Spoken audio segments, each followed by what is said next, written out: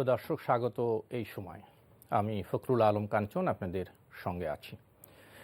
আমরা এই অনুষ্ঠানে সমসাময়িক রাজনৈতিক বিষয় নিয়ে আলোচনা করি।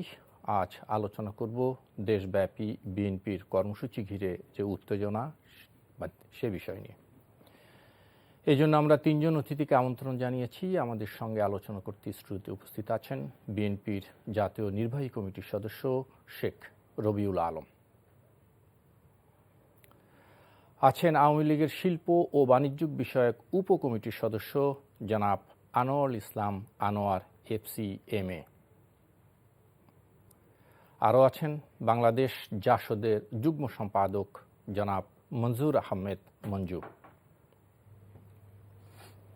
স্বাগত জানাচ্ছি আপনাদের তিনজনকেই। আমি শেখ রবিউল আলম আপনাকে দিয়ে শুরু করতে চাই।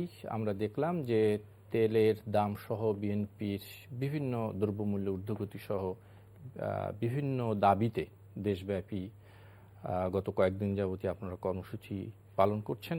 এই কর্মসূচি ঘিরে আওয়ামী লীগের সাথে এক ধরনের সংঘর্ষে আপনারা জড়িয়ে পড়ছেন। হঠাৎ করে এই রাজনৈতিক কর্মসূচি ঘিরে এরকম উত্তেজনা কেন তৈরি হলো? ধন্যবাদ আপনাকে। ধন্যবাদ এনটিভির জনপ্রিয় অনুষ্ঠানে এই সময় তার দর্শক, প্রিয় সহ আলোচক, প্রিয় সঞ্চালক, শুভেচ্ছা। একটা নিয়মতান্ত্রিক এবং গণতান্ত্রিক কর্মসূচি এবং পূর্ব ঘোষিত কর্মসূচি ইউনিয়ন পর্যায়ে, জেলা পর্যায়ে, উপজেলা পর্যায়ে আমরা করছি, শান্তিপূর্ণভাবে করছি। কারণ আপনি জানেন যে জ্বালানি তেলের দাম বৃদ্ধি এবং দীর্ঘদিন ধরে নিয়ন্ত্রণহীনভাবে ভোগ্যপণ্য এবং নিত্য প্রয়োজনীয় জিনিসের দাম বেড়েই চলেছে। তো এরকম একটা ন্যায্য দাবিতে রাজনৈতিক দল হিসেবে আন্দোলন করা, প্রতিবাদ করা, এটাই তো গণতন্ত্র, এটাই তো রাজনীতি, তাই না? এই জন্য তো আমাদের রাজনীতি করা। তো সেই ধরনের একটা শান্তিপূর্ণ কর্মসূচিও আওয়ামী লীগ রাজনৈতিক দল হিসাবে এবং সরকার হিসেবে মেনে নিতে পারছে না। কারণটা কি? কারণটা হচ্ছে এই রাজনৈতিক দলটি অর্থাৎ ক্ষমতাসীন আওয়ামী লীগ সে ভীত সন্ত্রস্ত এই কারণে তার অপশাসন, দুঃশাসন এবং ক্ষমতায় থাকার যে বৈধতা সেটা প্রশ্নবিদ্ধ এবং জনগণ তাদেরকে প্রত্যাখ্যান করেছে, যার ফলে তাদের মধ্যে জনভীতি কাজ করছে। অর্থাৎ মানুষ যখন রাস্তায় আসছে, প্রতিবাদ করছে, সেটাকে রাজনৈতিকভাবে মোকাবেলা করার যোগ্যতা এবং সাহস আওয়ামী লীগ হারিয়ে ফেলেছে। না, কিন্তু আমি যদি আপনাকে একটু এভাবে জানতে চাই যে বিএনপি তো অতীতেও আমরা দেখেছি গত 1 বছর 1.5 বছর তারা বিভিন্ন আন্দোলন সংগ্রামে সভা সমাবেশ, মিটিং মিছিল করছে। সেই সব সভা সমাবেশ কিন্তু অলমোস্ট শান্তিপূর্ণ হয়েছে, বিচ্ছিন্ন 2-1টি ঘটনা ছাড়া। কিন্তু হঠাৎ করে আমরা দেখলাম এই সাম্প্রতিককালের বিভিন্ন ঘটনায় 2 জন মৃত্যুর ঘটনা ঘটেছে, 3 জন। তো হঠাৎ করে এই সংঘর্ষটা কেন তৈরি হলো, এরকম একটি পরিস্থিতি? না, আওয়ামী লীগ ক্ষমতা আসার পর থেকেই সকল আন্দোলনই তারা দমন করার চেষ্টা করেছে। গুম করেছে, আনথ্রাইজ কিলিং করেছে, আইন শৃঙ্খলা রক্ষাকারী বাহিনী হেফাজতে হত্যা করেছে, আপনার গায়েবী মামলা দিয়েছে, গ্রেপ্তার করেছে, নিধন করেছে। এটা তো প্রতিদিনই করছে, প্রতিনিয়তই করছে। সমস্যাটা হচ্ছে যে যখন সাধারণ মানুষও সম্পৃক্ত হওয়া শুরু করেছে এবং সরকার যখন দুঃশাসন আপনার দেশীয় পর্যায়ে, আন্তর্জাতিক পর্যায়ে ব্যাপকভাবে এটা একটা স্বৈরতান্ত্রিক সরকার হিসেবে আওয়ামী লীগ প্রতিষ্ঠিত হতে চলেছে, সম্পূর্ণভাবে জনবিচ্ছিন্ন যখন নিশ্চিত এবং জনগণ যেভাবে তাদের বিরুদ্ধে ঐক্যবদ্ধ হয়ে রাজপথে আসতে শুরু করেছে, সেটা তা আতঙ্কিত হয়েছে। আর তার চেয়ে বড় আরেকটা ব্যাপার হয়েছে যে এই রাজনৈতিক দলটি এখন রাজনৈতিক বিবেক এবং কাণ্ডজ্ঞান শূন্য হয়ে গিয়েছে। আপনি আওয়ামী লীগের দায়িত্বশীল মন্ত্রী এবং জেনারেল সেক্রেটারির বক্তব্য যদি শোনেন, সেটা দেখবেন যে যুগে যুগে যে সমস্ত স্বৈর শাসকরা এসেছিল তারা হত্যাকে যেভাবে বৈধতা দেওয়ার চেষ্টা করেছে, নৃশংস হত্যা, নির্দয় হত্যা, এবং দেখবেন যে কোনো তদন্তও নেই এবং সরকারের তরফ থেকে দুঃখ প্রকাশ তো দূরের কথা, বরং পুলিশকে কেন হামলা করা হলো সেই জন্য তারা পাল্টা কর্মসূচি পালন করছে। জি, আমরা আসবো আবার। তো একটা বাক্য দিই, এটা যখন একটা ক্ষমতাসীন দলের চরিত্র হয়ে যায়, সেটা একটা ফ্যাসিস্ট সরকার, নট আওয়ামী লীগ সরকার। আওয়ামী নামিও, বাট এটা একটা চরিত্রের দিক থেকে ফ্যাসিস্ট সরকার। ফ্যাসিস্ট সরকাররা রক্ত চাইবে, মানুষকে হত্যা করবে, এটা অতীত ইতিহাস। আমরা জীবন দিয়ে হলো জনগণকে সাথে নিয়ে নিশ্চয়ই এই অপশাসন, দুঃশাসনের অবসান ঘটাবো। জি, জনাব আনোয়ার ইসলাম আনোয়ার, যে কথাটি আমি শেখ রবিউল আলমকে বলছিলাম ঠিক একই বিষয়, যে বিএনপি অতীতেও কর্মসূচি পালন করেছে, কিন্তু হঠাৎ করে এই কর্মসূচি কেন এত বাধা, কেন এত সংঘাত, এর দায় মানে কাদের? ধন্যবাদ আপনাকে, ধন্যবাদ এনটিভির সকল দর্শক যারা রাত জেগে অনুষ্ঠান দেখছেন এবং আমার সহ আলোচক বিন্দু। রবিউল ভাইরা যে মানে কথাগুলো বললেন যে ব্যাপারে, যে আন্দোলন সংগ্রাম একটা গণতান্ত্রিক অধিকার, অবশ্যই রাষ্ট্রীয়ভাবে সরকার যে সকল পদক্ষেপ নিবে সেগুলো যদি জনগণের বিরুদ্ধে যায়, তাহলে ডেফিনেটলি একটা বিরোধী দল যদি থাকে তারা তার প্রতিবাদ করবে, সরকারের সমালোচনা করবে, এটাই স্বাভাবিক। কিন্তু একটা বিরোধী দল হিসাবে যে কোনো গণতান্ত্রিক চর্চা শুধু কিন্তু সরকারি দলের না, মানে আমরা অনেক সময় ভুলেই যাই যে যারা বিরোধী দল তাদেরও কিন্তু সমান দায়িত্ব কিন্তু একটা গণতান্ত্রিক পরিবেশ সৃষ্টি করার ব্যাপারে। আমি যদি আরেকটু বেশি করে বলি যে প্রত্যেকটা দেশেই কিন্তু আমরা দেখেছি যে একটা গণতান্ত্রিক সরকারের যতগুলো আছে আর একটা বিরোধী দলের কিন্তু একটা শ্যাডো গভর্নমেন্টও কিন্তু থাকে, এবং তারা প্রত্যেকেই কিন্তু এক একটা ডিপার্টমেন্ট বা এক একটা মন্ত্রণালয় নিয়েও কিন্তু সমালোচনা করে, আলোচনা করে, অ্যানালাইসিস করে, যেগুলো আমাদের দেশে এগুলো নেই। এটা যদি থাকতো তাহলে আজকে বিরোধী দলের যে রবিউল ভাইরা যে কথাগুলো বলে যে দ্রব্যমূল্যের দাম কেন বাড়ছে, আমরা আন্দোলন করতে যাচ্ছি রাস্তাতে, তাহলে উনি যদি সত্যিকারের এগুলো নিয়ে অ্যানালাইসিস করতো এবং পরবর্তীতে যদি মনে করতো যে আমরাও কিন্তু ক্ষমতায় গিয়ে এই ধরনের প্রশ্নের মুখোমুখি হবে, উনি কিন্তু সংযত হতেন আলোচনা করতে গিয়ে, যে সত্যিকারের যেটা অর্থ। আমি যদি আজকে যা কিছু বলি, মায়ের পিট করে রাস্তাঘাটে তুলকালাম কাণ্ড বাধায় দিচ্ছি, কিন্তু আমরাও তো এক সময় ক্ষমতায় যাব, আমার বেগম খালেদা জিয়াও তো প্রধানমন্ত্রী হবে, আমিও তো একজন রাষ্ট্রের পরিচালক হতে পারি। এই যে সংঘাত সংঘর্ষের ঘটনার জন্য আপনি বিএনপিকে দায়ী করছেন না, আমি আসছি। জি, তো এই ধরনের পরিবেশ হলেই বিরোধী দলগুলোও কিন্তু সংযত হয়, সত্যিকারের যেটা কারণ সেটা খুঁজে বের করে সরকারকে সহযোগিতাও করে। তার কারণ উদ্দেশ্য তো ওদেরও যা আমাদেরও তো একই তো হওয়ার কথা, জনস্বার্থ। কিন্তু ওনাদের যে ভূমিকাগুলো আমরা দেখছি, এদিকে গোটা বিশ্ব যখন অর্থনৈতিকভাবে যখন পর্যদুস্ত হচ্ছে এবং আমাদের সরকার এটাকে কাটিয়ে ওঠার যখন চেষ্টা করছে, ওনারা তখন এটাকে নিয়ে শুধু সমালোচনাই করে যাচ্ছে। এই যে সারা বিশ্বব্যাপী যে করোনার কারণে এই যে 2টা বছর আমাদের সরকার যে কিভাবে এটাকে ট্যাকেল দিয়ে একটা অর্থনৈতিক যে গ্রোথটাকে যে ঠিক টিকিয়ে রাখলো, এখানে বিরোধী দলের কি কোনো ভূমিকা আছে? বিরোধী দলের কি ছোট্ট কোনো ধরনের একটা পার্টিসিপেট আছে যে বাংলাদেশের মানুষকে কিভাবে সেভ করা যায় এই অবস্থায়, সেটা সরকারকে সহায়তা করা, শুধু বিরোধিতা করা? মানে কি ধরনের ভূমিকা আপনারা আশা করছিলেন? কেন একটা এই যেমন তেল দামটা বাড়ছে, সারা বিশ্বব্যাপী গ্যাসের এবং জ্বালানির যে সংকট তৈরি হচ্ছে, এবং আজকেও যে ঘটনা বিশ্বে ঘটছে যে গোটা ইউরোপে যে রাশিয়া যে তার পাইপলাইন যে বন্ধ করে দিয়েছে জ্বালানির, তাতে যে সংকটটা সৃষ্টি হয়েছে, অ্যাকচুয়ালি 3 মাস 4 মাস পরে যে কি ঘটবে, আসলে এটা একটা মানে খুবই প্যানিকের ব্যাপার। সেই সংকট তো ইউরোপে, আমাকে না না, ইউরোপের, আমরা তো বাংলাদেশের বিশ্বের মানচিত্রের তো বাইরে না, প্রত্যেকটা জিনিসই কিন্তু আমাদের একটা গ্লোবাল যে ইকোনমিক্স, গ্লোবাল যে একটা মার্কেটিং ডিস্ট্রিবিউশন, সবই তো আমরা তাদের সাথে জড়িত। আমাদের দেশীয় উৎপাদন ছাড়া যত কিছু দ্রব্য আছে সবই তো আমরা ইম্পোর্ট করি। তো বিদেশে যদি একটা ঘটনা ঘটে, ডেফিনেটলি আমাদের কারণ বাজারও কিন্তু এর প্রভাব আসবে। এটাই স্বাভাবিক, একটা গ্লোবাল যে ইকোনমিক বা গ্লোবাল যে একটা সিস্টেম যেখানে সেখানে।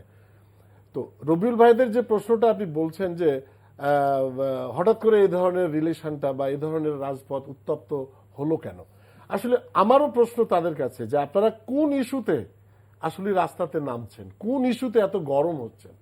হ্যাঁ, জিনিসপত্রের দাম বাড়ছে, আপনি নাইবা বুঝলেন যে কেন বাড়ছে, বা বিশ্ব বুঝে হয়তো আপনারা এই সরকারকে দোষ চাপাবার চেষ্টা করছেন রাজনৈতিক ফায়দা নেওয়ার জন্য, হতে পারে সেটাও। কিন্তু তাই বলে কি রাজপথে এভাবে পুলিশের সাথে মারামারি করে, আপনারা দেখেন না, আমরা টিভিতে দেখেছি পুলিশের বৃষ্টির মতো ঢেল ছুটছে। পুলিশ কখনো কিন্তু প্রথমে কিন্তু হিট করে না, কারণ আমরাও তো 40 বছর রাজনীতি করে আসছি। ওনারা যে কিভাবে 22 বছর 75 থেকে 81 সালের পরে 2093, 2007, 2008 পর্যন্ত কিভাবে যে নির্যাতন করেছে আপনারা দেখেন নাই? জাতীয় নেতৃবৃন্দকে এই যে 27 নম্বরে মতিয়াপা, দিলীপ বড়ুয়া, Direct এরকম নাসিম ভাই, এরকম এই ধরনের Chinese- জাতীয় নেতাকে Chinese- গরু পিটা করে মারছে। জি, চাইনিজ রাইফেল দিয়ে ডাইরেক্ট গুলি দেখেন করে নাই? দিয়েছে। না, গরু পিটা করে মারছে। দেখেন না এই ধরনের কি হতো? আমরা তো, পুলিশ তো সেটা করে নাই।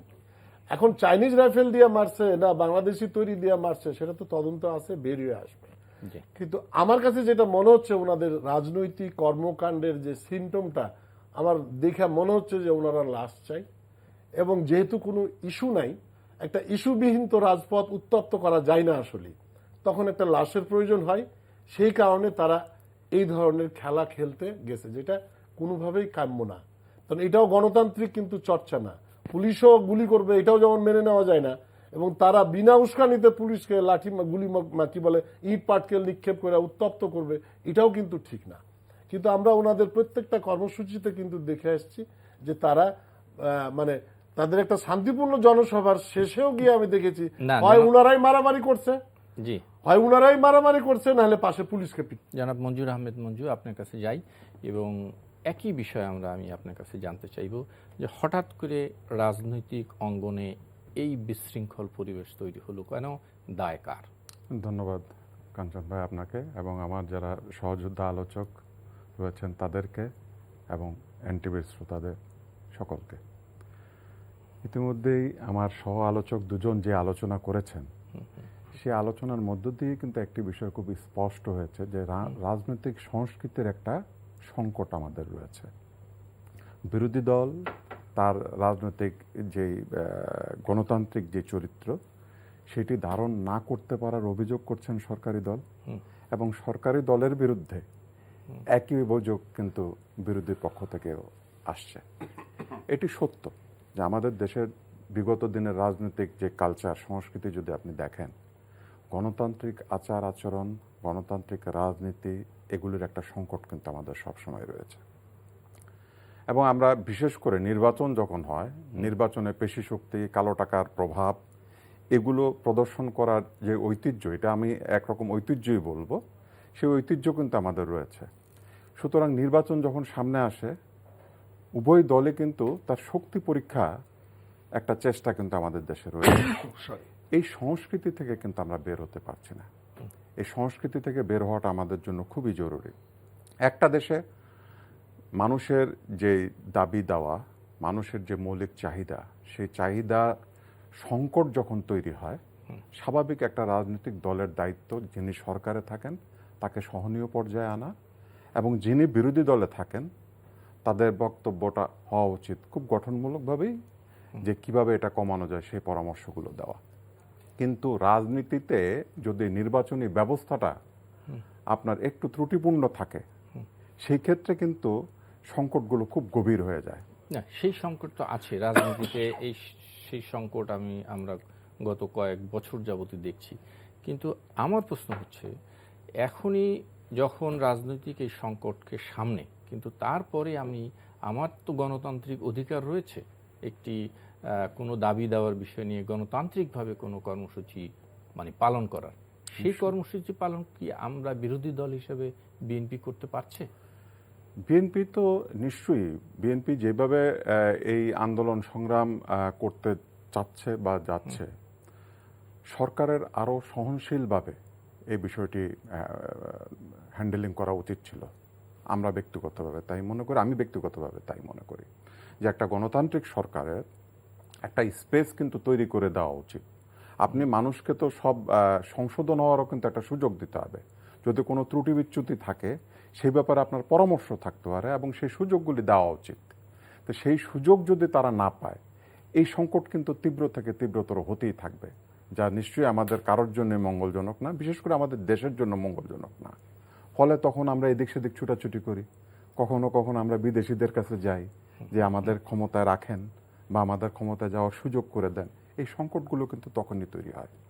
আপনি দেশ শাসনে যদি গণতান্ত্রিক সংস্কৃতিটাকে ধারণ না করেন, তাহলে আপনার সমস্ত কর্মকাণ্ডের মধ্য দিয়ে এই দায়িত্বটা কার? আমরা তো দেখছি যে এই যে প্রথম যদি বলি, এই দায়িত্বটা সমস্ত রাজনৈতিক দলগুলোর, আর বিশেষভাবে যারা ক্ষমতায় থাকেন তাদের দায়িত্বটা বেশি। বিরোধী দল যারা বড় বিরোধী দল, নিশ্চয়ই আমাদের রবি ভাইরা আছেন, ওনারা বিরোধী দলের একটা বিশাল মতামতকে ধারণ করেন, তাদেরও দায়িত্ব আছে। জি, আসবো আপনার কাছে আবার। শেখ রবিউল আলম, বিষয়টা কি এরকম যে যখন সর্বোচ্চ নীতি নির্ধারণী থেকে এরকম একটি বক্তব্য দেওয়া হলো যে বিরোধী দলগুলো তাদের নিয়মতান্ত্রিকভাবে গণতান্ত্রিক পরিবেশে তারা মানে মিটিং মিছিল আন্দোলন করতে পারবেন, সেটা বাধা না দেওয়ার এক ধরনের, এই মেসেজ পাওয়ার পরই কি বিএনপি মাঠে রাজপথে এ ধরনের কর্মসূচিগুলো পালন করলো? আমার কাছে যদি আপনি বলেন, সরকারের নির্বাহী বিভাগের প্রধান তিনি যখন এভাবে বলেন, সেই বলাটাও একটা রাজনীতির জন্য অশুভ। আইন শৃঙ্খলা রক্ষাকারী বাহিনীর ভূমিকা কি হবে? যেহেতু এটা রাষ্ট্রীয় বাহিনী, সেটা নির্দিষ্ট করা আছে, তার জন্য আইন আছে, বিধি আছে, পুলিশ প্রবিধি আছে। তিনি বললে নীরব হবেন পুলিশ, আবার তিনি আদেশ দিলে সরব হবেন, এটাই হচ্ছে সংকট। অর্থাৎ প্রধানমন্ত্রী যে কথা বলেছেন সে কথার পরেই তো হত্যা শুরু হলো। তিনি যেদিন বললেন যে নিয়মতান্ত্রিক কর্মসূচি করলে কোনো কিছু বলা হবে না, আচ্ছা কোনো কিছু বাধা দেওয়া হবে না, কোনো কিছু বলা হবে না, চা খাওয়ানো হবে, এসব নাটকের কথা তো শুনি। আমাদের প্রতিষ্ঠা বার্ষিকীর র্যালি, রাইট, নারায়ণগঞ্জে যেটা হয়েছিল এটা প্রতিষ্ঠা বার্ষিকীর র্যালি, 44তম প্রতিষ্ঠা বার্ষিকীর র্যালি আমরা করছি। সেখানে কি জনস্বার্থ বিঘ্নিত হলো যে আপনার চাইনিজ রাইফেল দিয়ে গুলি করবে একজন এসে?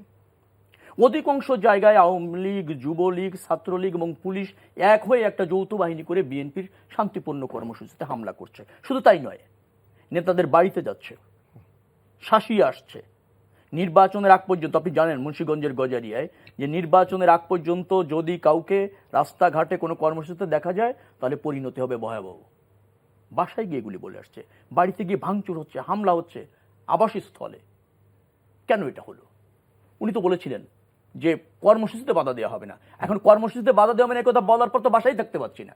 না, সেটি হলো, কিন্তু কর্মসূচিতে কিন্তু আমরা পুলিশের আক্রমণের কথা যদি আমরা মেনেও নেই, অন দ্য আদার হ্যান্ড পুলিশও কিন্তু আক্রান্ত হচ্ছে, আহত হওয়ার ঘটনা অনেক ঘটেছে। আমরা তো, আমার মনে হয় যে আপনার গত 14 বছরে জি, সবচেয়ে পুলিশই বেশি নিগৃহীত হয়েছে। পুলিশের অভিযোগ তাই, সরকারি দল যেভাবে বলতে চায় তার চেয়ে পুলিশ আগ বাড়িয়ে বলে, আরো বেশি দায়িত্ব নিয়ে বলে। কোথায় পুলিশের উপর হামলা হয়েছে? পুলিশের উপর হামলা হতে কোনো কারণ নেই। আমি রাজপথে কর্মসূচি করব, আমার কর্মসূচি সফল করারও হতে দেওয়া পুলিশের দায়িত্ব। এটা গণতান্ত্রিক কর্মসূচি যাতে সঠিকভাবে পালিত হয় এবং সম্পন্ন হয়, শেষ হয়, সেটারও তো পুলিশ দায়িত্ব রয়েছে। পুলিশ সব জায়গায় গিয়ে আপনি দেখবেন যত ভিডিওগুলি আসছে, বাধা সৃষ্টি করছে, যাওয়া যাবে না, কর্মসূচি হবে না, এখান থেকে চলে যান। সে বলার কে? সে তো রাষ্ট্রীয় কর্মকর্তা না, কিন্তু কর্মচারী। অনুমতি নেওয়ার তো বিধান আছে। কর্মসূচিতে মিছিলের কোনো অনুমতির কোনো প্রয়োজন নাই, বিক্ষোভের জন্য কোনো অনুমতির কোনো প্রয়োজন নেই। অনুমতিতে একটি নীতি হবে, যে কোনো একটা ডিস্ট্রিক্ট হোক, ডিএমপি হোক, আরএমপি হোক, সেখানে জেলা প্রশাসক কাছ থেকে আপনাকে অনুমতি তো নিতেই হবে। না না, কেন? এটা সম্পূর্ণ গণতান্ত্রিক বিরোধী এবং ভুল ব্যাখ্যা। যদি আপনি কোনো জায়গায় জনসভা করেন অবস্থান নিয়ে, সেখানে যদি আপনি মাইক ব্যবহার করেন, মাইক ব্যবহারের জন্য একটা অনুমতি লাগে। অথবা জনসভার স্থানটা যদি রাস্তা হয়, সেখানে যদি জনদুর্ভোগ তৈরি হওয়ার মতো যান চলাচলে বিঘ্নিত হয়, সেখানের জন্য অনুমতি প্রয়োজন, কোনো সময় অবগত করার প্রয়োজন হয়, নট অনুমতি। আর আমি যদি মিছিল করি রাস্তায়, এখন আপনার কাছে অনুমতি লাগবে? আমি রাস্তায় দিয়ে স্লোগান দেবো, আপনি অবৈধ মানি না। এই বাংলাদেশে এটা বলা আমার গণতান্ত্রিক অধিকার, এবং এটা বলার জন্য আমি দেশটা স্বাধীন করেছি। না, আমার রাষ্ট্র সেটি করেছেন, কিন্তু আমি বলতে চাচ্ছি, যদি সেখানে আইন শৃঙ্খলা শান্তি বিঘ্নিত হতে পারে এরকম কোনো আশঙ্কা তৈরি হয় কোনো কর্মসূচি মানে ঘিরে, সেটাও তো পুলিশের দেখার দায়িত্ব পুলিশের। না, আশঙ্কা আপনি কেন করছেন? আশঙ্কা ঘটার আগে আপনি যে অতিরিক্ত আশঙ্কা করছেন, সেটাই তো উদ্দেশ্য প্রণোদিত। আপনার ব্যাড ইন্টেনশন রয়েছে, আপনি কর্মসূচিতে বাধা দিতে চান, অজুহাত খুঁজতে চান। এটা গণতন্ত্র মানে প্রক্রিয়া এবং ব্যবস্থাপনা পরিপন্থী আপনার এই ভাবনাটা। এদেশের মানুষ, আপনি তার গণতান্ত্রিক অধিকার, সাংবিধানিক অধিকার, রাজনৈতিক অধিকারের জন্য সংগ্রাম করবে, প্রতিবাদ করবে, প্রতিরোধ করবে, শোভাযাত্রা করবে, মিছিল করবে। আওয়ামী লীগ করছে না? প্রতিদিন যখন ইচ্ছা, যেখানে ইচ্ছা করছে না? করছে। যে প্রক্রিয়ায় ইচ্ছা করছে। তো বাধা দিয়েছেন, অনুমতি লেগেছে? না, সরকারি কোনো কিছু দল প্রয়োজন। সেজন্য করছে তারা। সরকারি দলের জন্য যদি অবাধ হয়ে থাকে, আমরা তাই বলছি যে এ দেশটা একদলীয় শাসন প্রতিষ্ঠিত হচ্ছে, এক দলের রাজনীতি প্রতিষ্ঠিত হচ্ছে। আমরা তো সেই কথাই বলছি। এ দেশটা আওয়ামী লীগ রাষ্ট্রীয় প্রতিষ্ঠানগুলিকে দখল করে নিয়েছে। যেমন ধরেন পুলিশ একটা রাষ্ট্রীয় বাহিনী, সে কেন একটা সরকারের বা একটা দলের আদেশ নির্দেশ পালন করবে, তার সাথে যৌথভাবে এক হয়ে কাজ করবে? সেটা তো করতে পারে না। এবং সে কিভাবে পরিচালিত হবে তার বিধিবিধান রয়েছে। এই tradition প্রধানমন্ত্রীর আদেশ নির্দেশে এই আপনার একটা ট্র্যাডিশন তো রাষ্ট্রীয় বাহিনী তো চলবে না। বহুদিন যাবৎ চলে এসছে। এটা ঠিক শুধুমাত্র এই আওয়ামী লীগ সরকারের সময় এটা হয়েছে, এটি বলা যাবে না, আওয়ামী লীগের সময়, সরকারের সময় পুরা রাষ্ট্রীয় এই বাহিনীটাকে তাদের দলীয় পেটোয়া বাহিনী হিসেবে ব্যবহার করেছে। এর আগে বাংলাদেশে আর হয়নি। হ্যাঁ, তবে পৃথিবীতে যেখানে স্বৈর শাসক, স্বৈরতান্ত্রিক প্রক্রিয়ায় রাষ্ট্র ব্যবস্থাপনা থাকে এবং যারা গায়ের জোরে ক্ষমতায় থাকে, যারা নির্বাচনকে ভয় পায়, জনরায় উপেক্ষা করে, মানে ক্রেডিবলের দিক থেকে অবৈধ এবং অনির্বাচিত, তারা এই পেশি শক্তি বা রাষ্ট্রীয় শক্তি পুলিশের আশ্রয় নেয়। আওয়ামী লীগ সেটা নিয়েছে। এর আগে বাংলাদেশের কোনো সরকার পুলিশকে এইভাবে হত্যার হাতিয়ার হিসেবে ব্যবহার করেনি, দমন পীড়নের হাতিয়ার হিসেবে ব্যবহার করেনি, যেটা বর্তমান আওয়ামী লীগ সরকার করছে। জনাব আনোয়ার ইসলাম, আমরা একটি জিনিস লক্ষ্য করলেই এই সময় যে বিভিন্ন স্থানে বিএনপির কর্মসূচিতে সংঘর্ষ হওয়ার পর পুলিশ যত না অ্যাক্টিভ, তার থেকে বেশি ছাত্রলীগ, যুবলীগের নেতাকর্মীরা সেখানে অ্যাক্টিভ। এই একটি বিষয়। আরেকটি হলো পুলিশের উপর হামলার প্রতিবাদে যুবলীগ মিছিল করেছে। এটি একটি নতুন কি বলবো, নতুন একটা না, system ওটা হয়েছে। পুলিশের পুলিশ বিরুদ্ধে যুবলীগ না। ভাই ভাই। না, সেটা হচ্ছে নৈরাজ্যের বিরুদ্ধে, পুলিশের না, বিরুদ্ধে একেবারে না, নৈরাজ্যের বিরুদ্ধে। যুবলীগ যে শুক্রবার তারা- মিছিল করেছে, কর্মসূচি যে ছিল তো, যে সেন্ট্রাল কর্মসূচি কর্মসূচি। ছিল না, যে না, পুলিশের সেটা উপরে কর্মসূচি হামলার ছিল, প্রতিবাদে। সেটা হলো বিএনপির নৈরাজ্যের বিরুদ্ধে। এই যে অশুভ শক্তির মতো, তারা তো চিরকালই অশুভ শক্তি বাংলাদেশের জন্য। এবং এটাই মনে করি যে বাংলাদেশের বিএনপির জন্মটাই বাঙালিদের জন্য একটা আজন্ম পাপ হয়ে গেছে আসলে। তার কারণ আমরা তো এই দেশটা 47-এর আগেও তো আমরা সূর্য সেনের দল, আমরা আরো যত বিপ্লবী দেশের আছে, ক্ষুদিরামের দল, তো সবই তো ওইভাবেই ট্রেনটা চলছিল। কিন্তু আসলে এই মাঝখান থেকে এসে 71-এর পরে, 75-এর পরে আসার পর থেকেই এই অশুভ শক্তির উত্থান হয়েছে বাংলার মাটিতে। তারপরে কিন্তু যা কিছু ঘটার, অগণতান্ত্রিক বা স্বৈরাচার সবকিছুই যা ঘটার তখন থেকেই ঘটছে। কিন্তু উনি যে স্বৈরাচারের কথাগুলো বলছে, ওনার রবিউল ভাইয়ের কথা অনুসারে আসলে স্বৈরাচারের তাহলে সংজ্ঞাটাই পাল্টা দিতে হয়। যে যারা রাষ্ট্রপতিকে হত্যা করবে, যারা নারীকে হত্যা করবে, শিশুকে হত্যা করবে, যারা মানে কি বলবো অন্তঃসত্ত্বা বধূকে যারা হত্যা করবে এবং যারা ইন্ডিমিউনিটি অ্যাক্ট করবে, যে সেটার বিচার করা যাবে না, তারাকে স্বৈরাচার বলবো না মানবতা বিরোধী বলবো, তাহলে তো সংজ্ঞাটাই পাল্টাতে হয় আসলে। এবং যারা মানে যে বিএনপি যে ধরনের কথা বলছে, শুধুমাত্র তারা পুলিশের সাথে ইচ্ছাকৃতভাবে ঝগড়া বাঁধিয়ে ঘেরাও করে তাদেরকে উত্তেজিত করে যে সামান্য ঘটনা ঘটছে, কোন জায়গায় এরকম না, ঘটনা ঘটছে। ঘটেছে আমরা আপনাদের Specific আপনি করেন। পেপার পত্র পত্রিকায় দেখেছি। একটি পত্রিকার না, নাম আমরা বলেন, যে নারায়ণগঞ্জের ঘটনাও পত্রিকায় দেখেছি যে সেটা করছে। এবং যে এতে- পত্রিকায় এই ঠিক যে আপনি আপনার- যেভাবে বলেছেন এর না, কাছাকাছি না, লিখেছে বরিশালের বা যে এতে রিপোর্টটা ভোলাতে দিয়েছে। যে হ্যাঁ। ভোলার ঘটনাটাও, হ্যাঁ। সেটাও আমি স্বরাষ্ট্রমন্ত্রীর মুখেও শুনেছি এবং আপনাদের এতও শুনেছি, রিপোর্টও দেখেছি যে তারা কিভাবে পুলিশের প্রতি আক্রমণ করেছে। তো বিচ্ছিন্ন 2-3টা ঘটনা, যে ঘটনাটা ইতিমধ্যে ঘটছে, এটা এই দীর্ঘ এত সময়ের ভিতরে আওয়ামী লীগের যে ঘটনাটাগুলো আপনারা বলছেন, কিন্তু উনারা যখন ছিল, আমরা এখন 60 খুললে এখনো মায়ের দাগ আপনাকে দেখাতে পারি যে ওরা কিরকম অত্যাচারটা করেছিল। আমার যুবলীগের সাবেক চেয়ারম্যান জাহাঙ্গীর কবির নানকরে আপনারা দেখেছেন যে আমাদের এই রাসেল স্কোয়ারে কিভাবে মেরে কোমর ভেঙে দেওয়া এই জন্য এখন আপনারা করছেন। তারপরও আমরা না, তারপর আমাদেরকে তো ওই নির্দেশ দেয় না, গাড়ি পুড়াও, মানুষ পুড়িয়ে মারে। কিন্তু উনারা আন্দোলন নামে কি করে, একটা চলন্ত গাড়িতে ঘুমন্ত মানুষের উপর পেট্রোল বোমা মেরে 13 জন একসাথে মেরে ফেলে। তো যে এই ধরনের ঘটনাগুলো যে বাংলাদেশ, এগুলো কি আন্দোলন বলবেন আপনি? আপনি নির্বাচন করবেন না, আপনার সেটা অধিকার, কিন্তু নির্বাচন বন্ধ করার অধিকার তো আপনার নাই। এটা কোন ধরনের গণতন্ত্র আপনার? এবং সেটা বন্ধ করার জন্য সাধারণ খেটে খাওয়া মেহনতি মানুষের উপর আপনি ঝাঁপিয়ে পড়বেন, আগুন লাগাবেন, আপনি স্কুল কলেজ পুড়িয়ে দিবেন, গরু পুড়িয়ে দিবেন, রাস্তার গাছপালা যা আছে সব কেটে 71-এ যেভাবে তারা তাণ্ডব চালিয়েছিল তার থেকে বেশি তাণ্ডব আপনি করবেন। এটা কোথায় পেয়েছেন? সেই শক্তিকে তো আমি বারবার একটা কথা বলি যে কোনো অগণতান্ত্রিক শক্তির সাথে অগণতান্ত্রিক আচরণ করে গণতন্ত্র ফিরিয়ে আনতে হবে। বিএনপির সাথে কোনো ধরনের গণতান্ত্রিক আচরণ করা উচিত না। আমি যতটুকু দেখে আসছি বিএনপিকে আমার এই দীর্ঘ 30-40 বছরের রাজনীতিতে, আরে আমরা ক্ষমতা এলাম কয়দিন, আমাদের জন্মই তো বিরোধী দলে। সারাক্ষণ মিছিল করলে মনে হয় যে পিছনে পুলিশ তাড়া করছে। একটু বিরোধী আমরা মাঝে মাঝে ভুলে যাই যে আমরা ক্ষমতায় আছি, কারণ আমাদের জন্মটাই হয়েছে বিরোধী দলে। বঙ্গবন্ধু তো তারও আগে রাজনীতি করে সারা জীবন তো ক্ষমতার সাথী ছিল না, খালি বাংলাদেশের মানুষের জন্য আন্দোলন করে গেছে। জনাব মঞ্জুর আহমেদ মঞ্জু, আপনার কাছ থেকে যাই। দু দলই বলছে যে জনগণকে সাথে নিয়ে তারা এইটি বাস্তবায়ন করবে, জনগণকে সাথে নিয়ে তারা এটি প্রতিহত করবে। আসলে জনগণ কাদের সাথে? আমি একটু আনোয়ার ভাইয়ের কথা ধরে বলি। জি, পেটের ভিতরে আসলে রাগ, ক্ষোভ, দুঃখ, কষ্ট থাকলে মুখে কিন্তু এটা বের হয়। এবং আনোয়ার ভাই পরিষ্কারভাবে দেশের রাজনৈতিক অবস্থাটা, বাস্তব অবস্থাটা কিন্তু বললেন এবং ওনাদের ভাবনার কথাটাও বললেন যে যারা আজকে বিএনপি একটা অগণতান্ত্রিক শক্তি এবং তাকে অগণতান্ত্রিক পন্থায় কিন্তু দমন করতে হবে। সুতরাং এটা আমার ব্যক্তিগত মতামত, এটা ব্যক্তিগত মত। উচিত এটা তাদেরকে, এটা মানে মনের আমি যে আরো ভাব, যত ধরনের পৃথিবীতে দেখেছি এই ধরনের যে কোনো অগণতান্ত্রিক শক্তি অপশক্তিকে এভাবেই প্রতিহত করতে হয়। এবং এটা আনোয়ার ভাই যেটা বলেছেন, ওনার মনের ভাবটা উনি প্রকাশ করেছেন। সংকটটা এই জায়গায় যে আপনার মনে যখন এই ধরনের ক্ষোভ থাকবে, তখন রাজনৈতিক সহনশীলতা যদি আশাও করেন বা অন্য কিছু যদি মানুষের আকাঙ্ক্ষাও থাকে, সেই আকাঙ্ক্ষাগুলির সাথে রাজনৈতিক দলগুলো যারা দায়িত্বশীল রাজনৈতিক সংগঠন, তাদের সম্পৃক্ত হওয়ার সুযোগটা কিন্তু কমে যায়। কারণ নেতৃত্বের ভাবনাটা যদি এই ধরনের হয়। আমি একটু পেছনে যেতে চাই। ধরেন 1970 সালের নির্বাচন, প্রায় 30% লোক কিন্তু আওয়ামী লীগকে ভোট দেয় নাই। প্রায় দেশ স্বাধীনের পরে এই লোকগুলি কোথায়? আমার এই দেশেই তো আছেন।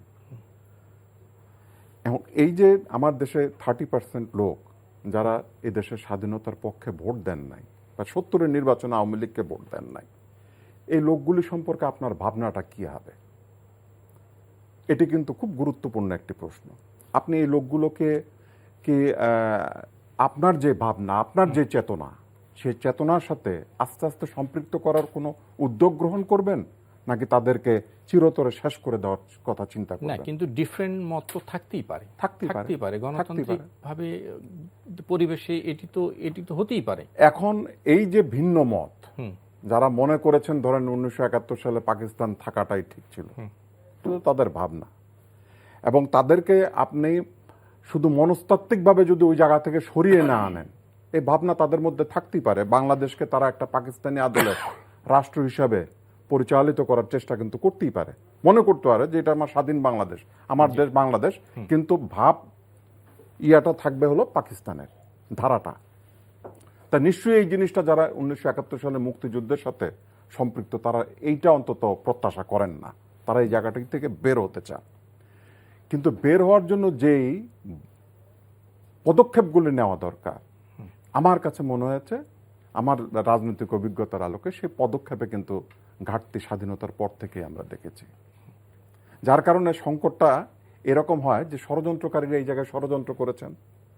1975 সালের মতন ঘটনা ঘটেছে এবং 21শে আগস্টের মতন ঘটনাও কিন্তু ঘটেছে। এবং 75 এবং 21শে আগস্ট যখন ঘটে, স্বাভাবিক তখন আনোয়ার ভাইদের মতো মানুষ যারা আছেন, যারা সেই দলটারে বিলং করে, তাদের মুখ থেকে ওই ধরনের কথা বেরোবে, এটাই কিন্তু স্বাভাবিক। কিন্তু আনোয়ার ভাইদের প্রতি আমার একটা অভিযোগ রয়েছে যে একটা দায়িত্বশীল রাজনৈতিক শক্তি হিসাবে দেশ স্বাধীনের পর থেকেই এই মানুষগুলোকে তো আপনি ইচ্ছা করলে পলপটের মতন মেরে শেষ করতে পারবেন না। তাদেরকে বুঝিয়ে আপনারা আনতে হবে, তাদের সংশোধন হওয়ার সুযোগ দিতে হবে। বাংলাদেশে সেই রাজনীতির চর্চাটা প্রগতিশীলরা না করার কারণে সবসময় বাংলাদেশের রাজনীতিতে ষড়যন্ত্রকারীরা সক্রিয় ছিল। এবং সেই কারণেই আজকে কিন্তু আমাদের এই সংকট, আমার কাছে আজকের এই আলোচনার শুনেও কিন্তু মনে হচ্ছে না যে খুব দ্রুত এই সংকটের শান্তিপূর্ণ সমাধান হবে। নিশ্চয়ই। শেখ রবিউল আলম, কথা অনেক এসছে, আর মনে আপনি বলুন। আমি রুচি হারিয়েছি এই দুই আলোচকের কথা বলতে। কারা ষড়যন্ত্রকারী? 70-এর নির্বাচনে 30% মানুষ ভোট দেয়নি, সেটা কি স্বাধীনতার পক্ষে বিপক্ষে ছিল? না, স্বাধীনতার পক্ষে না। উনি বলেছেন, প্লিজ আমি আমার বক্তব্য না দিলে আমি কিন্তু ঠিক আছে আপনি বলেন। না, উনি বলেছেন 70-এর নির্বাচনে 30% লোক স্বাধীনতার পক্ষে ভোট দেয়নি। বিষয়টি তা না, 70% লোক আওয়ামী লীগের ক্ষমতায় যাওয়ার পক্ষে ভোট দেয়নি। আমি আওয়ামী লীগের কথা বলেছি। না না না, আমি স্বাধীনতার পক্ষে আপনি বলিনি। রিপিট করেন এটা, আমি শুনেছি মনোযোগ দিয়ে। আমি বলি পাকিস্তানি ভাবধারার একটা রাষ্ট্র প্রতিষ্ঠার কথা চিন্তা করি। আপনি পাকিস্তানের ভাবধারার কথা বলছেন কেন? সেখানে হচ্ছে আওয়ামী লীগ ভার্সেস মুসলিম লীগ আর পিপলস পার্টির নির্বাচন হয়েছে। জি জি, আমরা আগাই। এখানে তো স্বাধীনতার কিছু নেই, এখানে ছিল ওটা হচ্ছে পাকিস্তান, অবিভক্ত পাকিস্তানের ক্ষমতায় কে যাবে। 70-এর নির্বাচন তো তাই। তখনই স্বাধীনতার চিন্তা বাঙালির ভিতরে আসছিল। আচ্ছা, আমরা শুনে আসি একটু। এই বিকৃত ইতিহাস নিয়ে আলোচনা করলে আপনার আলোচনা আমি বন্ধ হয়ে যাবে। আপনারা তো না, আমার বিকৃত 70-এর ইতিহাসের কথা বলেন। 70-এর নির্বাচনের সাথে বাংলাদেশের স্বাধীনতার কোনো সম্পর্ক নেই। 70-এর নির্বাচনে 6 দফার ভিত্তিতে একটা প্রাদেশিক যে আপনার স্বায়ত্ত শাসন কেন্দ্রিক একটা ম্যানিফেস্টো তৈরি করা হয়েছিল। ওই নির্বাচনে আওয়ামী লীগ প্রতিযোগিতা করেছিল অবিভক্ত পাকিস্তানের সংখ্যাগরিষ্ঠ দল হিসেবে ক্ষমতায় যাওয়ার জন্য। বাংলাদেশের মেজরিটি মানুষ আওয়ামী লীগকে ভোট দিয়েছে অবিভক্ত পাকিস্তানের ক্ষমতায় যাওয়ার জন্য। ক্ষমতা হস্তান্তর না হলে প্রশ্ন হলো স্বাধীনতার। যখন 70-এর নির্বাচন রায় পাকিস্তানি শাসক গোষ্ঠী মানল না এবং নির্বাচনে জনরায় উপেক্ষা করে তারা ক্ষমতায় থাকতে চাইল, তখন প্রশ্ন হলো স্বাধীনতার। এটা কে অস্বীকার করবেন? না, ঠিক আছে, ঠিক জি, আছে। একটু যদি সেটা ঠিক থেকে থাকে তাহলে ধরেন 70-এর নির্বাচন ছিল তাই। বলা হলো যে 75-এর ঘটনা যেটাকে বাংলাদেশের রাজনীতিতে কলুষিত করেছে, প্রতিহিংসা করেছে বলতে চাইলেন। 75-এর ঘটনা কারা ঘটিয়েছে? এর সাথে বিএনপির সম্পর্ক কি, বিএনপির প্রতিষ্ঠাতা সম্পর্ক কি বলতে হবে। না, আমি একটু বলি 30 সেকেন্ড। আমি আজকের সাবজেক্টে থাকতে চাই। আপনি তো তারা দুই আলোচক তো আলোচনা করলেন না, করেছে দুই আলোচকটা আলোচনা এমন ভাবে করলেন, শোনেন আপনি এরকম ভাবে আলোচনাটা করলেন দুই আলোচক, যে মনে হলো যে এই দেশটা শুধু আওয়ামী লীগের এবং এই দেশটা যারা মানে আওয়ামী লীগের রাজনৈতিক দল হিসেবে তাদের রাজনীতি করার বৈধতা রয়েছে, অন্যদের রাজনীতি করার কোনো বৈধতা নেই। এটা হচ্ছে আওয়ামী লীগের রাজনীতি। রবি ভাই, ঘটনা যারা ঘটেছিল সেটা আওয়ামী লীগ। রবি ভাই, আমি ষড়যন্ত্রকারীদের কথা বলেছি। রবি ভাই, সবাই ওর সাথে জড়িত ছিল। আমি ষড়যন্ত্রকারীদের কথা বলেছি, আমি একবারও বিএনপির নাম উচ্চারণ করি নাই। আপনি কেন বিএনপির দায়টা নিচ্ছেন? না, আমি দায় নিচ্ছি। আপনি ঘাড়ে নিচ্ছেন তো। আপনি যেটা বলছেন যে আমি বলিনি এটা, আমি বিএনপির কথা বলিনি। আওয়ামী লীগের করুণার কথা বলছেন আর বলছেন ষড়যন্ত্রকারী যারা। কথাটা হচ্ছে যে এই যে গণতান্ত্রিক আন্দোলনে বিএনপি সর্ববৃহৎ রাজনৈতিক দল হিসেবে জনস্বার্থে আন্দোলন করছে, আর ষড়যন্ত্রকারীদের আওয়ামী লীগের চিন্তা নিধন করার ক্ষেত্রে এরকম হবে, এটা তো হলো না। সেই জায়গায় আমার আপত্তি। আজকে 75-এর ঘটনা নিশ্চয়ই নির্মম, সেটা বাংলাদেশের রাজনীতিকে ক্ষতিগ্রস্ত করেছে। শেখ মুজিবুর রহমান একজন অবিসংবাদী নেতা, কোনো সন্দেহ নেই, প্রতিষ্ঠিত রাজনীতিক। তাকে যারা হত্যা করলো তারা কারা? বিপদগামী কিছু সেনা কর্মকর্তা। মুস্তাক আপনি বলবেন কে ছিল মুস্তাক? তারপর ধরেন 3 বাহিনীর প্রধান, জিয়াউর রহমান তো উপপ্রধান ছিলেন। জিয়াউর রহমান কি সেনাবাহিনীর প্রধান ছিলেন? জি না। জিয়াউর রহমান কি বিমান বাহিনীর প্রধান ছিলেন? জিয়াউর রহমান কি আপনার নৌবাহিনীর প্রধান ছিলেন? এই 3 জনই পরবর্তীতে আওয়ামী লীগের প্রেসিডেন্ট নির্বাচন করেছেন, এমপি নির্বাচন করেছেন, 3 জনই।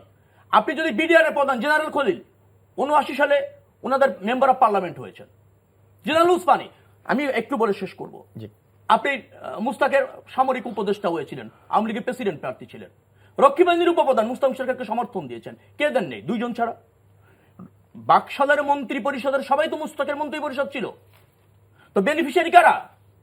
75-এ বিপদগামী সেনাদের সাথে আওয়ামী লীগের বড় অংশটি হাত মিলিয়েছে, শুধুমাত্র শেখ মুজিবুর আর তার পরিমাণ ছাড়া, মুজিবুর রহমান এবং তার পরিবার ছাড়া তাদেরকে আওয়ামী লীগ থেকে বিতাড়িত করা হয়েছে। আর সবই তো আওয়ামী লীগের বাকশাল ছিল, এ দায় আওয়ামী লীগের। অর্থাৎ আওয়ামী লীগের ক্ষমতা লুভিতা। আপনি স্বাধীনতার পর কেন এই বিপর্যয় হলো রাজনীতিতে? একদলীয় শাসন, বাকশাল আর একদলীয় রাজনীতি, এক ব্যক্তির ক্ষমতা, সেটার জন্য বাংলাদেশ স্বাধীন হয়েছিল। তাহলে আরেক দোষ করেছিল কোথায়? প্রশ্ন তাই হবে। আমি বলছি বাংলাদেশের মানুষের রাজনৈতিক চাহিদা পূরণে স্বাধীনতার পর আওয়ামী লীগ ব্যর্থ হয়েছে বিধায় বাংলাদেশের মানুষ তার পছন্দের রাজনীতির দর্শনটা বেছে নিয়েছে। সেই দর্শনটা জিয়াউর রহমানের দর্শন, জাতীয়তাবাদের দর্শন, ধর্মীয় মূল্যবোধের দর্শন, স্বনির্ভর বাংলাদেশের দর্শন, সুশাসনের দর্শন, সমৃদ্ধির দর্শন। বাংলাদেশের মানুষ বেছে নিয়েছে জিয়াউর রহমানের রাষ্ট্র দর্শনকে। এটা একটা রাজনৈতিক প্রতিযোগিতা, আপনি প্রতিযোগিতা করতে পারেন। আওয়ামী লীগ আমরা চাই যে রাজনৈতিক প্রতিযোগিতা করুক। বাংলাদেশের মানুষ তার রাজনৈতিক চাহিদা এবং দায়িত্ব কোন সরকার, কোন দল, কোন ব্যক্তির উপর অর্পণ করবে, এটা তাদের গণতান্ত্রিক অধিকার। সে জায়গায় হস্তক্ষেপ করে ওই হত্যার রাজনীতি দায় চাপিয়ে রাজনীতি করবেন, শেখ মুজিবুর রহমানের হত্যা তো বিচার করেছেন, আসবো করেছেন, আপনি সেটা নিয়ে এখনো রাজনীতি করবেন। 21শে আগস্ট আমি আপনাকে বলি, হ্যাঁ আমরা একটা বিশ্বাসযোগ্য তদন্ত শেষ করতে পারিনি, তদন্ত শেষ করা যায়নি বিদায় 21শে আগস্টের ঘটনার দায় বিএনপি। এই জন্য আমি আপনাকে বলতে চাই যে আওয়ামী লীগ একটা পরিত্যক্ত রাজনৈতিক দল যাদের কোনো রাজনৈতিক দর্শন নেই। এই হত্যা নিয়ে তারা রাজনীতি করে এবং হত্যা নিয়ে আবার প্রতিশোধ নেওয়ার জন্য আজকে তারা রাজনৈতিক আদর্শচ্যুত হয়ে জনগণের উপর জগদ্দল পাথরের উপর চেপে বসেছে। জি আনোয়ার, আপনি বলবেন শেষের দিকে একেবারেই। না, শেষের দিকে হলে কেমনে হবে? যে কথাগুলো এখানে উনি বলছে সেটা তো পল্টনও মনে হয় এত মিথ্যা কথা বলে না, না যে কথাগুলো উনি টক শোতে বলছে না, এবং উনি যে রাজনীতি বা যে ইতিহাস যেগুলো জানে এগুলোর সাথে কথা বা বলি কথা। জিয়াউর রহমানের ভূমিকা উনি জানে না যে জিয়াউর রহমান বঙ্গবন্ধুর কিলারের সাথে জড়িত ছিল, যে কিলার। আমি একটু ছোট্ট কথা বলতে দেন, কথা বলতে দেন, আমি একটা ব্যাপারে অবশ্যই দিব। আমি এই আলোচনায় যেতে চাচ্ছি না, এটা না, একটা বিষয় বলতে হবে। আমি শুধু সংক্ষেপে কয়েকটা কথা বলি। আপনি বলবেন আপনাকে শুনে আপনাকে বলতে দিতে হবে আনোয়ার, এরকম করলে হবে না, আমাকে বলতে দিতে হবে। আপনি নিশ্চয়ই বলবেন। আমি এই পুরনো আলোচনায় যেতে চাচ্ছি না। আর আমরা আলোচনা করব জিয়ার মানে বঙ্গবন্ধুর হত্যা মামলাটি মীমাংসিত, মামলাটি বিচার হয়েছে। এই মামলায় কোথাও বলা হয় নাই যে জিয়াউর রহমান এই হত্যার সাথে জড়িত। সুতরাং এই কথাটি আমরা এখানে না অনেক বলা হয়েছে। আমি যেটা বলি, কয়েকটা কথা বলি, আমি আপনার কথাতে যাব। জি না, আজ সময় নাই, একটু সংক্ষেপে বলেন। ছিল তার প্রমাণ হলো যে সেই বেঈমান মোস্তাক তাকে আর্মি চিফ বানানো হলো। আমি সংক্ষেপে যেটা বলছি, তারপরে জিয়াউর রহমান ক্ষমতায় আসার পরে পঞ্চম সংশোধনীর মাধ্যমে ইন্ডিমিনিটি অ্যাক্ট করা হলো যে উনাদের বিচার করা যাবে না। সেই খুনিদেরকে না, তার আগে অর্ডিন্যান্স ছিল 26 সেপ্টেম্বর। জিয়াউর রহমান পঞ্চম সংশোধনীর মাধ্যমে আরে বেঈমানের সাথে বেঈমানি তো আচ্ছা, মুস্তাক তো আওয়ামী লীগ কেন দিয়েছিলেন? না, তারপর এই আলোচনায় গেলে আসলে মূল আলোচনাটা তারপরে না, আমি যেটা বলছি করতে পারলাম না, এটা খুব দুর্ভাগ্যজনক। বঙ্গবন্ধুর সাথে চাকরি দেওয়া হলো, তিনি কেন বঙ্গবন্ধুর সাথে হত্যার সাথে জিয়াউর রহমান জড়িত ছিল না? অগণতান্ত্রিকভাবে ক্ষমতা এসছে, রাইফেল দিয়ে ক্ষমতা এসছে, এগুলো তো সবাই জানে। তো এগুলো নিয়ে ইতিহাস নিয়ে রবিউল ভাইরে বিট করার সময় নাই, যেটা আপনি সময় দিতে চাচ্ছেন না। এখন আপনার কথা কি সেটা বলেন। আমি বলতে চাচ্ছিলাম ঠিক মানে প্রেজেন্স পলিটিক্স কোনটা? তারাও তো একটা অগণতান্ত্রিক শক্তি, অগণতান্ত্রিক আচরণিত করছে রাজপথে। তাদেরকে মোকাবেলা করার জন্য পুলিশ তো তার নিজস্ব গতিতে চলবে, আইন শৃঙ্খলা রক্ষা করার দায়িত্ব পুলিশের। কিন্তু যে কোনো নৈরাজ্য সৃষ্টি করলে, যারা এখনো স্লোগান দেয় 75-এর পুনরাবৃত্তি ঘটাতে চায়, তো বঙ্গবন্ধুর আদর্শের সৈনিকেরা কি মুখ চেপে বসে থাকবে? এই দীর্ঘ সময় ধরে ওরা খালি আমাদেরকে গুলি মারবে আর আমরা কি ফুল ছুটিয়ে মারবো গোলাপ? আপনি কি সেটা ভাবছেন? এটা 75 সালও না যে এখন যা খুশি তা করে পার পেয়ে যাবে সেই 71 আর 75-এর খুনিরা। আমি রাজনৈতিক কর্মী হিসাবে আমার একটাই বিশ্লেষণ যে বাংলাদেশে এখন দুইটা ধারা রাজনীতি আছে, একটা মুক্তিযুদ্ধের সপক্ষের শক্তি আর একটা পাকিস্তানি ভাবধারা 71 আর 75-এর খুনিরা। এখন বাংলাদেশের রাজনীতিতে লড়াই হবে সেই মুক্তিযুদ্ধের সপক্ষের শক্তির সাথে 71 আর 75-এর খুনিদের লড়াই হবে। জি, আপনি ঠিক মঞ্জু ভাই, আপনি একেবারে 10 সেকেন্ড ছোট্ট করে বললে আমি অনুষ্ঠান শেষ করব। না, আমি তো প্রথমে একটু ছোট্ট করে বলার জন্য, যেহেতু বলেছেন, আমি রবি ভাইকে যদিও সংশোধন করেছি যে আমি বিএনপিকে অভিযুক্ত কিন্তু এইভাবে বিএনপির নামই উচ্চারণ করি নাই, যদিও রবি ভাই ওনার ঘাড়ে নিয়েছেন। আমি বলেছিলাম যে ষড়যন্ত্রকারীরা এটার সাথে যুক্ত। আপনার এই রাজনৈতিক যে বর্তমান অবস্থা, এই অবস্থাটাকে যদি আপনি বিবেচনায় নেন, যতক্ষণ পর্যন্ত আমাদের রাজনৈতিক এই ভাবনার জায়গাটা দূর না হবে ততক্ষণ পর্যন্ত। কোন ভাবনার জায়গাটা?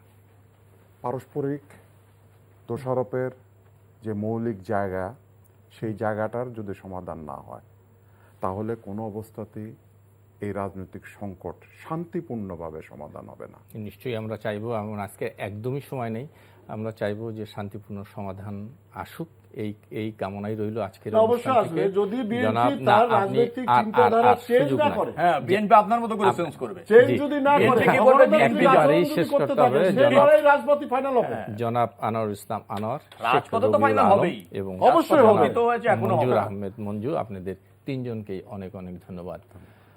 দর্শক, আপনাদেরকেও ধন্যবাদ যারা এতক্ষণ আমাদের সঙ্গে ছিলেন। আগামী অনুষ্ঠানে আবার দেখা হবে। শুভরাত্রি।